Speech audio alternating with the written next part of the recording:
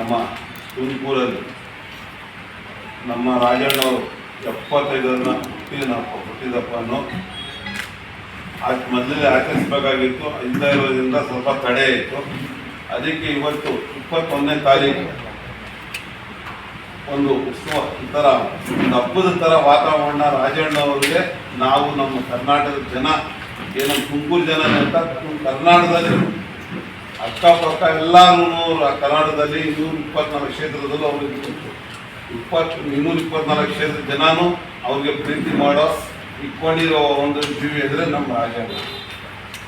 ಅದೇ ಥರ ನಮ್ಮ ತುಮಕೂರಲ್ಲಿ ಏನು ಇವತ್ತು ನಾವು 21ನೇ ತಾರೀಕು ಎಲ್ಲರೂ ಸೇರಿ ಮುಸ್ಲಿಂ ಮುಖಂಡರು ಎಲ್ಲರೂ ಸೇರಿ ಇವತ್ತೊಂದು ಪ್ರೆಸ್ ಮೀಟನ್ನು ಮಾಡ್ತಾ ಇದ್ದೀವಿ. ಯಾಕಂದ್ರೆ ಮುಸ್ಲಿಮ್ಸೇ ಅಂತ ಎಲ್ಲ ಸಂಘದವರು ಸಮಾಜದವರು ಪ್ರೆಸ್ ಮೀಟ್ ಮಾಡ್ತಾವ್ರೆ.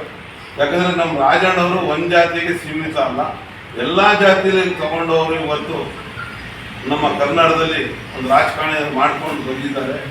ಅದೇ ಥರ ಅವ್ರ ಮಗ ರಾಜೇಂದ್ರನು ಅದೇ ನಮ್ಮ ಕರ್ನಾಟಕದಲ್ಲಿ ಒಂದು ರಾಜಕೀಯ ಮಾಡ್ಕೊಂಡು ಹೋಗ್ತವ್ರೆ.